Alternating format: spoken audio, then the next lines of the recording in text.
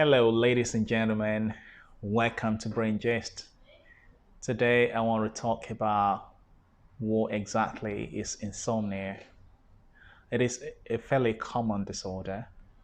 I see quite a lot of people who suffer from sleep disruptions come into my clinic, and quite a lot of them get the diagnosis of insomnia at the end of their evaluation. So, what exactly is insomnia? That's what I'm going to be talking about in this video.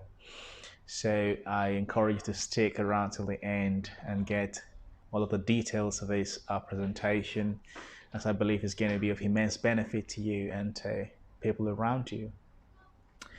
So let me introduce the channel once again. So it's Brain Gist in case you're stumbling on it for the first time. And this channel is dedicated to enlightening people about the brain and its disorders, and also disorders of the nerves, muscles, all of the parts of the body that make up the nervous system, and all of the disorders, things that you need to know as a lay person out there. That's what we discuss in this channel. All right, so today's focus is on what exactly insomnia is. So what I would say as a foundation, like I said at the beginning, is that there are quite a lot of people who've got sleep problems. Very, very many people who are taking pills of different sorts. So do they all have insomnia? I think you'll be able to answer this question yourself at the end of this video. So what is insomnia? So first of all, before we diagnose insomnia, we usually want to work with the understanding that there are so many sleep disorders, so many different types of them. Insomnia is one of them. And so people who are unable to sleep in the night, they don't necessarily have to have insomnia. There could be other sleep disorders that are responsible for their sleep disruption. And that's part of what we do in the clinic to try to distinguish what is insomnia from what is not insomnia. For example, some people they have sleep interruptions in the night because they have what we call sleep apnea. When they sleep, their airways collapse and they struggle to breathe in the night. Such individuals snore very loudly. You can hear them through the doors. So such individuals, they get sleep disruptions, not because they're not able to sleep, not because they have insomnia per se, but because they have another sleep disorder, which is called sleep apnea.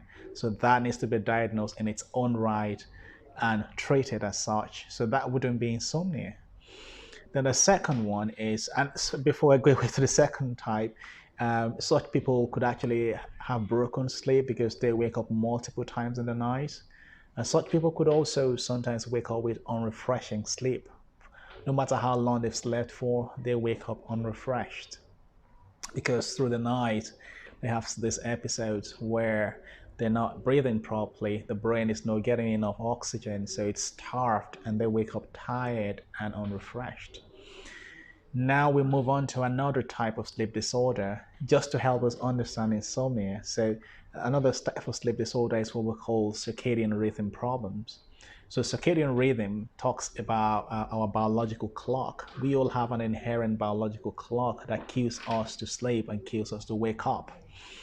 So this tends to align nicely with the societal, or the, let me say, the environmental night and day pattern, such that our inner clock that cues us to sleep tends to do that when night has fallen, and then the clock cues us to wake up in the morning. So it's a perfect alignment or entrainment of our innate biological clock to the environmental day-night cycle.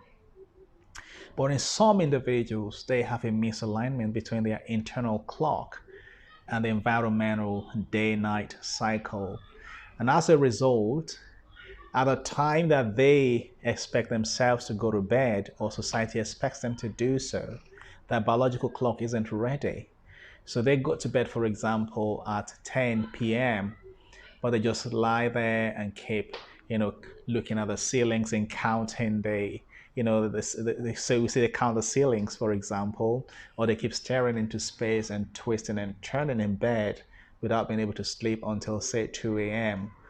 And once they fall asleep at 2 a.m., these individuals can go on to sleep, for 8 hours at a stretch, telling you that sleep itself is not a problem. So once they fall asleep from 2 a.m., they can stay asleep till 10. So the sleep length is normal, as opposed to somebody who's got insomnia, who, when they fall asleep, the sleep is still choppy. They still wake up multiple times, but these individuals are able to continue sleeping on the contrary.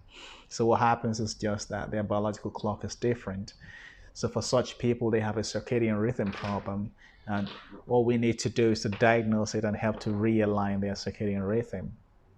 So now, having talked about our first task in the clinic in eliminating other sleep problems and now isolating a problem that is purely insomnia. So what exactly is insomnia?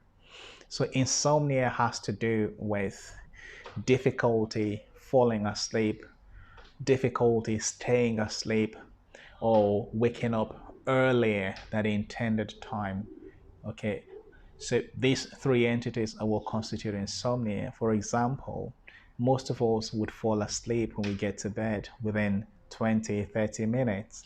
But some people stay there for up to 1 hour, they can't fall asleep. So that would be initial insomnia. And then for some people, when eventually they fall asleep, they wake up too many times in the night. So that's another type. And for some people, let's say they wake up at 3 a.m. and they're unable to continue sleeping. That's a kind of terminal insomnia. So some people have a mixture of all of these, and that's what constitutes insomnia. But there's another part to it that I would say that this has to have impact on daytime functioning. So for some people, if you're only sleeping 5 hours in the night and it doesn't bother you in the daytime, you're as fresh as ever, you're able to concentrate, your energy levels are fine, then perhaps that's your own, what we call your own chronotype, your somnotype rather. So that might be sufficient for you. So there has to be these sleep disruptions and there has to be daytime consequences. Then the other caveat I have to make is that it's normal for us all as humans to have a few nights every year when our sleeps are disrupted for whatever reason. We don't sleep enough. We experience all of his symptoms. So that would be normal. But when it becomes a pattern, a long-term pattern, then it becomes abnormal and it will qualify as insomnia disorder. So if you experience any of these symptoms, then you definitely need to see an expert and you'll be helped. So thanks for watching. I do hope you learned something. Don't forget to subscribe, share, and leave your comments behind. Thanks for watching today, and I'll see you next time. Bye for now.